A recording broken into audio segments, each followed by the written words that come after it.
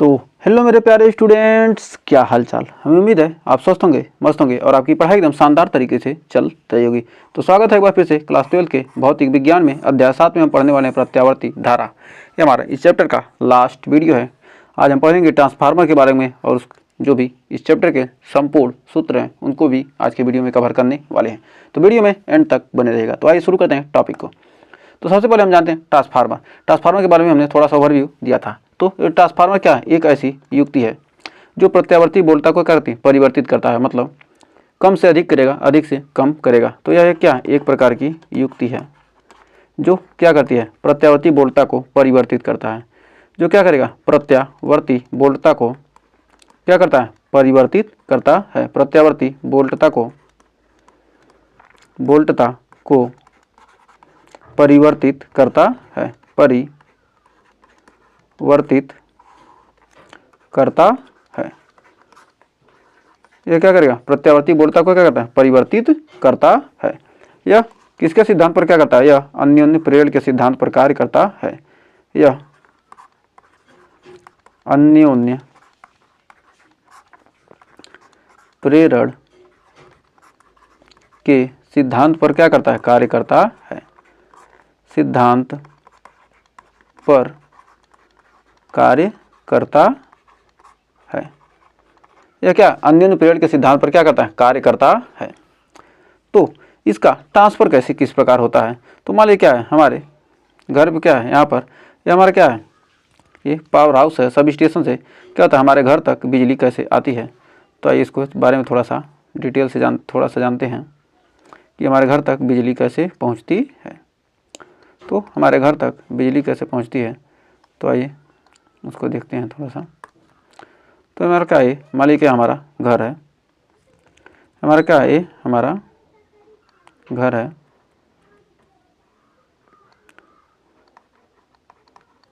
तो ये हमारा क्या है? घर है। तो ये घर है, यहाँ तक बिजली कैसे पहुँचती है? तो आइए इसके बारे में जानते हैं डिटेल के साथ। तो यहाँ तक बिजली कैसे पहुँचेगी? तो यहाँ तक जो हमारी बिजली है वो क्या होती है? तो किस प्रकार पहुँचती है? तो आइए जानते हैं। मान लीजिए क्या है, यहाँ से ये क्या हमारा पावर हाउस है। ये हमारा क्या? Power house. तो यहाँ पर क्या है हमारी? मान लेते क्या है? 220 वोल्ट। ये हमारी क्या होती है? VRMS होती है। VRMS वैल्यू ये 220 वोल्ट है। इसको हमको क्या करना है? यहाँ तक घर तक लाना है। तो हम 200 वोल्ट को क्या कहते हैं? यहाँ तक दूर तक नहीं लाएंगे, क्योंकि क्या होगा? कुछ तो लॉस हो जाएगा। तो इसको हम क्या करेंगे? इसको मान लेते हैं क्या हम 40,000 वोल्टेज में क्या कर दिए? कन्वर्ट कर दिए। 40,000 वोल्ट में क्या करिए हमने? इसको क्या किया? कन्वर्ट कर देंगे। किससे? लो से क्या करेंगे हम? लो से क्या करेंगे? हाई। लो से हमने क्या किया? हाई में कन्वर्ट कर दिया। जब लो से क्या होगा? हाई में कर दिया तो हमारा कौन सा ट्रांसफार्मर लग गया? ऊंचाई ट्रांसफार्मर। ऊंचाई ट्रांसफार्मर। यहाँ पर हमने क्या लग गया? ऊंचाई ट्रांसफार्मर।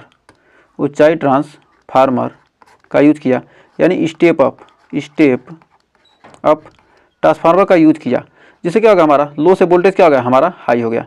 तो उसके बाद हमारा क्या हो गया? आगे इसको क्या करेंगे? यहाँ से हम क्या करेंगे? यहाँ से इसको आगे भेजेंगे। जब आगे भेजेंगे तो यहाँ पर हमें क्या कर चाहिए? घर में लाना है तो हमको 220 वोल्ट चाहिए। हमको इसको क्या करेंगे? 220 वोल्ट क्या करेंगे हम? हाई से, ये हमारा क्या ट्रांसफार्मर T1 है, ये हमारा ट्रांसफार्मर T2 है। तो यहाँ पर क्या करेंगे? हम हाई से लो कर देंगे। हाई से हम क्या करेंगे? वोल्टेज को लो करना है तो हम क्या करेंगे? हम अपचाई ट्रांसफार्मर का यूज करेंगे। अपचाई ट्रांसफार्मर का क्या करेंगे? ट्रांसफार्मर का यूज करेंगे। इसे हम क्या करते हैं? Step down transformer. इस प्रकार क्या होगा? हमारे घर तक बिजली पहुंच आएगी। तो हमें उम्मीद है यहाँ तक आपको कोई डाउट नहीं होगा। तो आइए हम ट्रांसफार्मर को बनाकर देखते हैं किस प्रकार हमारा बनेगा। तो सबसे पहले हम क्या करेंगे? एक लोहे की रॉड लेंगे। ये हमारी हो जाएगी लोहे की रॉड होती है। इस पर हम क्या करेंगे? इस पर हम बाइंडिंग कर देंगे। इस पर हम क्या करेंगे? बाइंडिंग कर देंगे। तो इस पर क्या हो जाएगा? हमारा बाइंडिंग हो जाएगा। और बाइंडिंग करके क्या करेंगे? इसमें हम AC सप्लाई दे देंगे। इसमें क्या करेंगे, एसी सप्लाई दे देंगे। एसी सप्लाई देंगे तो इधर क्या होगा, इधर क्या होगा, हमारे बाइंडिंग होगा, इधर क्या होगा, बाइंडिंग होगा। इधर क्या होगा, जब यहाँ पर क्या होगा, जब धारा प्रवाहित होगी तो क्या होगा, इसमें म्यूचुअल इंडक्टेंस के कारण, इसमें क्या होगा, म्यूचुअल इंडक्टेंस के कारण क्या होगा, धारा इधर से इधर प्रवाहित होगी। इसमें क्या होगा, फ्लक्स में क्या होगा, परिवर्तन होगा। इसमें क्या होगा, फ्लक्स में परिवर्तन होगा। तो इसमें क्या होगी, धारा बहेगी। धारा बहेगी क्या होगा, एक बार क्या होगी, धारा ऊपर की तरफ बहेगी, एक तरफ बार क्या होगी, धारा नीचे की तरफ बहेगी। तो क्या होगा, फ्लक्स में क्या होगा, इसमें परिवर्तन होगा। तो क्या होगा, एक बार धारा ऊपर की तरफ, एक बार धारा नीचे की तरफ क्या होगी, इसमें बहेगी। तो क्या होगी, कभी धारा ऊपर की तरफ तो कभी धारा क्या होगी, नीचे की तरफ बहेगी। इससे क्या होगा, फ्लक्स में परिवर्तन होगा। जब फ्लक्स में परिवर्तन होगा तो क्या होगी, इसमें क्या होगा, म्यूचुअल इंडक्टेंस उत्पन्न हो जाएगा।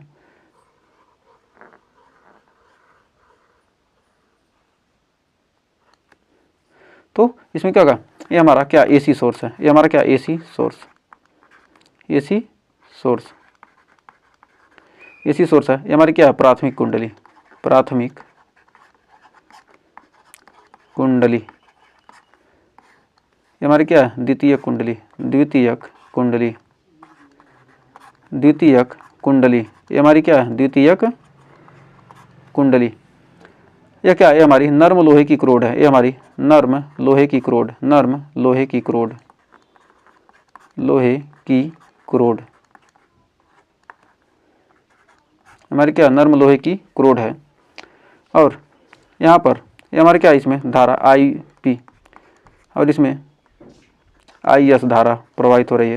ये सेकेंडरी है, हमारा क्या है, ये ई एस है इसमें वोल्टेज, और ये हमारा क्या है, ई पी है प्राइमरी वोल्टेज। इसमें क्या है, इसमें फ्लक्स फाई, और क्या है, इसमें नंबर ऑफ टर्म पी है, और ये हमारा क्या है, एन एस है, नंबर ऑफ टर्म क्या है, एस है। इसमें भी क्या है, फ्लक्स फाई परिवर्तित हो रहा है।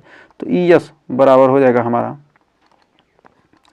Minus N S upon D phi by D T. और यहाँ पर क्या ई पी, जो वोल्टेज होगा हमारा, ई पी में वोल्टेज परिवर्तित होगा minus N P minus N D phi by D T, minus N D phi by D T. तो इसमें क्या होगा, प्राथमिक कुंडली में क्या होगा, कुंडली में क्या होगा, जब क्या होगा, इसमें हम एसी सोर्स से जोड़ेंगे तो क्या होगा, इसमें क्या होगा, फ्लक्स में परिवर्तन होगा। जब फ्लक्स में क्या होगा, परिवर्तन होगा तो क्या होगी, धारा प्रेरित होगी, और क्या होगी, इसमें धारा प्रवाहित होने लगेगी दूसरी कुंडली, सेकेंडरी कुंडली में।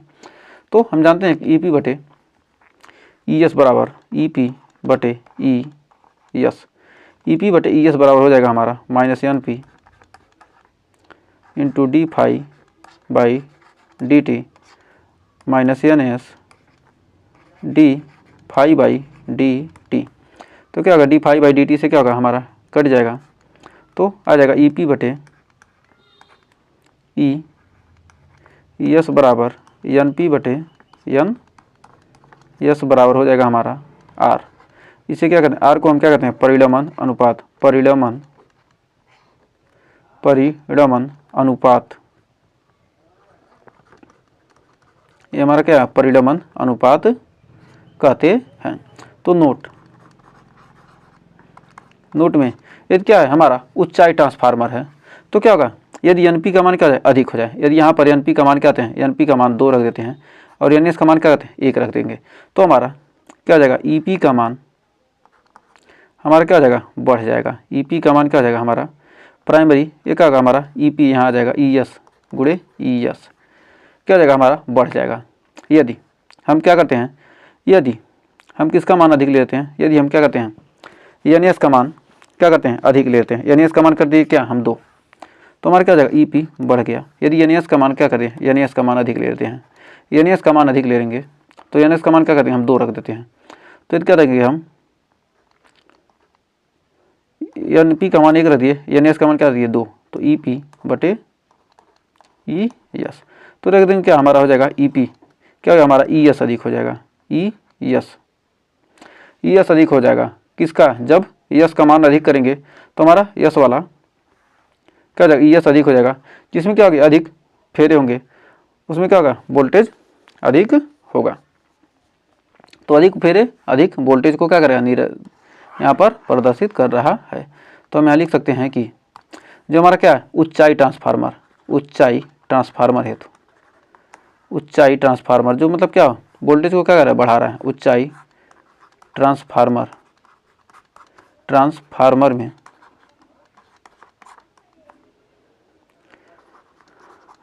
हमारा जो एनपी प्राइमरी वाइंडिंग क्या होनी चाहिए, कम होनी चाहिए, और सेकेंडरी हमको क्या करना, बढ़ाना है। जब बढ़ाना है तो क्या होगा, जिधर बढ़ाना है उधर क्या होगा, बाइंडिंग हम अधिक कर देंगे। तो हमारा बढ़ा रहे हैं तो मतलब सेकेंडरी में तो बढ़ा रहे हैं, सेकेंडरी में बढ़ाएंगे तो क्या होगा, हमारा क्या हो जाएगा, सेकेंडरी में अधिक। और अपचाई, अपचाई ट्रांसफार्मर में, अपचाई ट्रांसफार्मर में जो हमारा क्या होगा, एनपी का मान क्या होगा, अधिक होगा, एनएस का मान क्या होगा, कम होगा। तो उम्मीद है यहाँ तक आपको कोई डाउट नहीं होगा।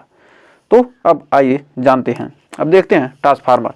जो हमारा ट्रांसफार्मर, अब हम क्या कर रहे हैं, आपको अच्छे तरीके से समझा देते हैं। अब तक तो मैंने बनाकर समझाया, तो यहाँ पर क्या है 3D में आपको क्या किया है, अच्छे तरीके से बनाया गया है यहाँ पर। तो यहाँ पर क्या है, लेमिनेटेड कोड है, मतलब नॉर्मल लोहे की क्या है, ये हमारी क्रोड है। और एसी सोर्स से क्या किया हम इसने, यहाँ पर क्या एसी सोर्स से कनेक्ट किए हैं। ये हमारी क्या है, प्राइमरी वाइंडिंग है, और हमारी क्या सेकेंडरी वाइंडिंग है। और क्या इसमें फ्लक्स में क्या हो रहा है, परिवर्तन हो रहा है। और हमारा क्या है, लोड है, और हमारी क्या सेकेंडरी वाइंडिंग है।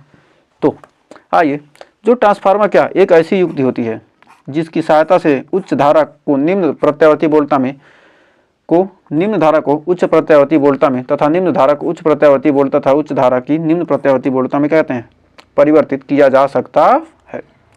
अर्थात ट्रांसफार्मर क्या कहता है, प्रत्यावर्ती वोल्टता को बढ़ाने या घटाने में प्रयुक्त की जाने वाली युक्ति है।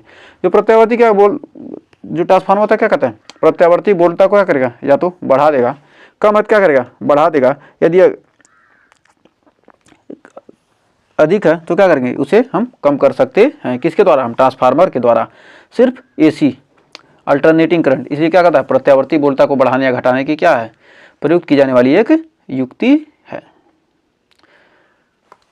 जो ट्रांसफार्मर के प्रकार, ट्रांसफार्मर क्या होते हैं, दो प्रकार के होते हैं। एक ऊंचाई ट्रांसफार्मर होता है जिसे हम क्या कहते हैं, स्टेप अप। ऊंचाई, ऊंचाई मतलब ऊंचा, ऊंचा मतलब क्या, स्टेप अप मतलब ऊपर, मतलब बढ़ा रहा। तो यह निम्न प्रत्यावर्ती वोल्टता को उच्च प्रत्यावर्ती वोल्टता में परिवर्तित करता है। फिर अपचाई, अप मतलब घटा रहा है, तो स्टेप डाउन, स्टेप डाउन, चाई मतलब down, up step down transformer यह उच्च प्रत्यावर्ती वोल्टता को निम्न प्रत्यावर्ती वोल्टता में परिवर्तित करता है, अधिक को कम में।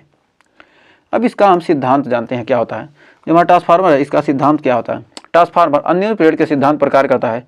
जब किसी कुंडली में धारा परिवर्तित होती है तो इसके निकट कुंडली में वैद्युत वाहक बल उत्पन्न हो जाता है। जब किसी कुंडली में क्या धारा प्रवाहित होती है तो उसमें क्या होता है, वैद्युत वाहक बल उत्पन्न हो जाता है। जब कुंडली में क्या होगा, धारा परिवर्तित होगी, जब किसी कुंडली में धारा परिवर्तित होती है तो उसके निकट चुंबक कुंडली में क्या होता है, वैद्युत वाहक बल उत्पन्न हो जाता है। अब बनावट, इसका कंस्ट्रक्शन तो देख लीजिए, इस प्रकार बना है। इसका इस प्रकार करेंगे, इस पर हम बाइंडिंग कर देंगे, उसके बाद क्या इसको हम बना सकते हैं। जैसे हमने बनाकर दिखाया उसी तरह से आपको क्या करना है, बनाना है एग्जाम में। तो ट्रांसफार्मर में वैद्युत रोधी तांबे के तारों से बनी दो अलग अलग कुंडलियों को एक ही लोहे की क्रोड पर क्या किया जाता है, लपेटा जाता है। और इसमें एक कुंडली को प्रत्यावर्ती धारा स्रोत से जोड़ा जाता है तथा इसे प्राथमिक कुंडली कहते हैं, तथा दूसरी कुंडली को निर्गत प्रदान करती है जिसे द्वितीय कुंडली कहते हैं। तो क्या करेंगे, यहाँ पर लपेट दिया गया, फिर यहाँ पर लपेट कर क्या किया गया, यहाँ बाहर निकाल दिया गया, और यहाँ पर लपेट कर क्या किया, बाहर निकाल दिया। तो एक प्राइमरी हो गया हमारा, एक सेकेंडरी हो गया। फिर कह रहा कार्यविधि, माना एनपी मतलब प्राइमरी, जो प्राइमरी क्या है, प्राइमरी बाइंडिंग की नंबर ऑफ संख्या, टर्न की संख्या, और एनएस प्राथमिक तथा द्वितीय कुंडलियों में फेरों की संख्या। जो एनएस क्या है, हमारे एनएस और एनपी क्या है, फेरों की संख्या। प्राथमिक कुंडली में फेरों द्वारा उत्पन्न चुंबकीय फ्लक्स फाई लोहे की क्रोड द्वारा पूर्णतः द्वितीय कुंडली से संबद्ध रहता है। मतलब क्या, लोहे के द्वारा क्या होगा, संबद्ध रहता है। और फैराडे के वैद्युत चुंबकीय प्रेरण के सिद्धांत के अनुसार प्राथमिक कुंडली प्रेरित धारा, जो हमारा प्राथमिक कुंडली है, प्राइमरी कुंडली प्रेरित धारा क्या होगा, ईपी बराबर क्या होगा, minus NP upon D phi by D T. यही हमने क्या किया वहाँ पर लिखा था कि ईपी है मतलब प्राइमरी बाइंडिंग में क्या होगा, फ्लक्स परिवर्तन की दर उसके फेरों की संख्या की गुणनफल की क्या होती है, बराबर होती है, जो हमारा क्या विद्युत वाहक बल होता है। फिर द्वितीय कुंडली में ई एस बराबर क्या है, minus N S upon D phi by D T. अब E S upon E P, अभी एस अपान ई पी। अब दोनों का क्या करें, परिमाण अनुपात निकालेंगे तो N S upon N P, जहाँ N S upon N P आर क्या रूपांतर अनुपात या परिमाण अनुपात है। अब ट्रांसफार्मर की दक्षता यन निर्गत शक्ति बटे निवेश शक्ति, मतलब जो निर्गत शक्ति है और बटे निवेश शक्ति, मतलब जो बाहर निकल रही है और जो क्या रही है अंदर आ रही है, उसके अनुपात को, अंदर आ रही है और बाहर निकल रही है के अनुपात को एन बराबर we S I S upon V P I P. तो कुछ नोट इम्पॉर्टेंट पॉइंट है। जो पावर हाउस होता है, पावर हाउस में ऊंचाई ट्रांसफार्मर तथा घरों के पास अपचाई ट्रांसफार्मर का लगे रहते हैं। जो पावर हाउस है, पावर हाउस से हमको क्या करना है, ट्रांसफर तो करना है। जब ट्रांसफर करना है तो क्या हमें अधिक वोल्टेज करना पड़ेगा। कम वोल्टेज को क्या करेंगे, हम ज़्यादा दूर तक नहीं ले जा सकते, इसलिए क्या करेंगे हम इसको पावर हाउस पर ऊंचाई ट्रांसफार्मर, और जो हमारा घर होता है वहाँ पर कम वोल्टेज की जरूरत है, इसलिए क्या करें अपचाई ट्रांसफार्मर का यूज होता है। किसी आदर्श ट्रांसफार्मर की वोल्टता यानी कि दक्षता क्या होती है 100%, मतलब कोई क्या आदर्श ट्रांसफार्मर है, कोई ऐसा ट्रांसफार्मर बना है जो आदर्श हो, मतलब 100% क्या करें वो दे सकते हैं। पॉइंट में कुछ जरूर क्या होगा, वह लॉस तो करेगा ही। और ट्रांसफार्मर दिष्ट धारा पर कार्य नहीं करता, मतलब क्या ट्रांसफार्मर सिर्फ क्या करेगा एसी पर काम करेगा, न कि डीसी पर काम नहीं करेगा।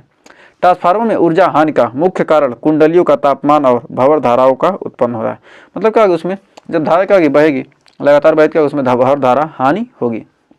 ये सब चीज़ें आपको क्या करेंगे आगे, ये इंजीनियरिंग करते हैं तो आपको क्या होगा ये सब चीज़ों के बारे में क्या होगा डिटेल के साथ, आप इलेक्ट्रिकल इंजीनियर बनते हैं तो आपको इन सबको डिटेल के साथ आपको पढ़ने को मिलेगा। तो यहाँ जितना आपको ज़रूरत था उतना हमने पढ़ लिया है।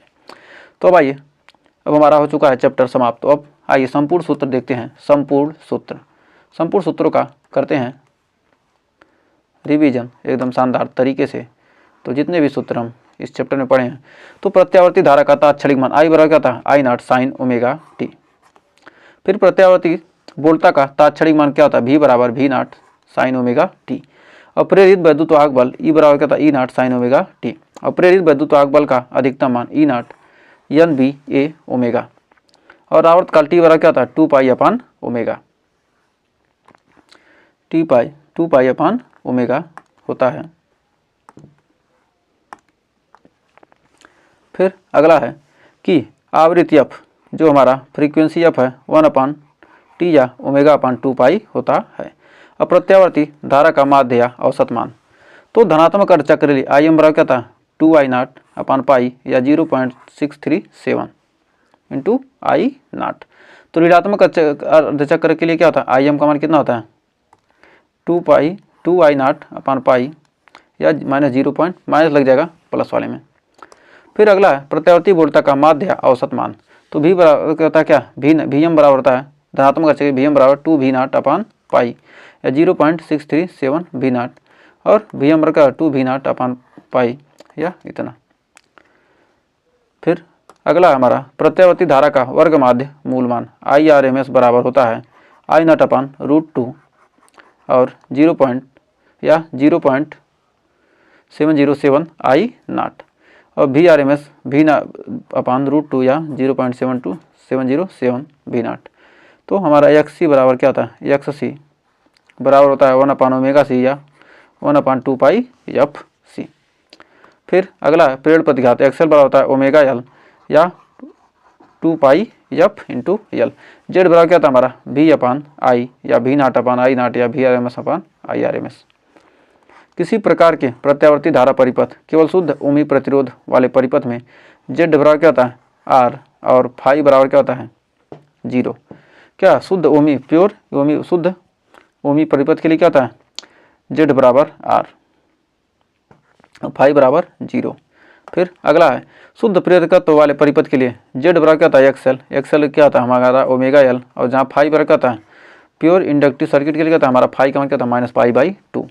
और शुद्ध धारिता वाले परिपथ के लिए हमारा जेड बराबर क्या होता है एक्स सी बराबर क्या होता है 1 अपान ओमेगा सी और फाई बराबर क्या होता है +पाई/2।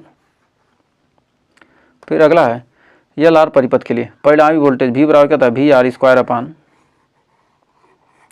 VR² प्लस VL² और जेड बराबर क्या होता है R² प्लस XL² और या R² प्लस ओमेगा एल। फिर फाई बराबर tan इनवर्स XL अपान R। फिर सी आर परिपथ के लिए जो हमारी परिणामी वोल्टता होती है V बराबर क्या होता है V R square plus V C square, Z बराबर R square plus X C square upon omega C square, या फाइव बराबर tan inverse X C upon R. फिर हमारा अगला है एल सी परिपथ के लिए V बराबर V L minus V C, V बराबर क्या होता है V L minus V C, या जेड बराबर X L minus X C. और एल सी आर परिपथ के लिए जो हमारी परिणामी वोल्टता V होता है V R square V L minus V C, या वी एल जो बड़ा होगा उसको क्या घटा देंगे यहाँ पर, तो ये हमारे फार्मूला पड़ा है जेड बराबर R square plus X L minus X C का स्क्वायर, और tan फाइव बराबर X L minus X C upon R. फिर अगला है श्रेणी अनुनादी परिपथ के लिए, जो हमारा श्रेणी अनुनादी परिपथ है उसके लिए अनुनाद की स्थिति में एक्सएल बराबर क्या जाएगा, हमारा अनुनाद की स्थिति में एक्सएल बराबर क्या होता है एक्स सी होता है, तो यह बराबर है 1/2 पाई एक्सएल बराबर एक्स सी, तो और क्या जाएगा अनुनादी आवृत्त हो जाएगा बराबर 1/2 pi under root L C. फिर प्रत्यावर्ती धारा परिपथ P बराबर क्या है V R M S I R M S into cos phi, और कास फाइव बराबर क्या होता है आर अपान जेड। और परिणामन अनुपात ट्रांसफार्मर के लिए N S upon N P, E S upon E P, V S upon V P और I P upon I S होता है, N S upon N P, E S upon E P, V S upon V P, I P upon I S. फिर transformer की जो हमारी क्या होती दक्षता होती है निर्गत शक्ति बटे निवेशी शक्ति, मतलब जो निकल गया और जो आ रहा है उससे क्या करेंगे भाग देंगे, तो eta V S I S upon V P upon I P. फिर हमारा हो चुका है इस चैप्टर का द एंड। तो उम्मीद है इस चैप्टर आपको बहुत ही शानदार तरीके से क्लियर होगा। तो इसके आगे का चैप्टर हम लगभग 1-2 वीडियो में कवर कर लेंगे, क्योंकि छोटा सा चैप्टर है तो उसको भी शानदार तरीके से जल्दी लेकर हाजिर होंगे। तो अगर आज का सेशन पसंद आया हो तो सेशन को लाइक शेयर कीजिएगा, और चैनल पर पहली बार के चैनल को सब्सक्राइब जरूर कीजिएगा। तो मिलेंगे नेक्स्ट वीडियो में, तब तक के लिए टेक केयर।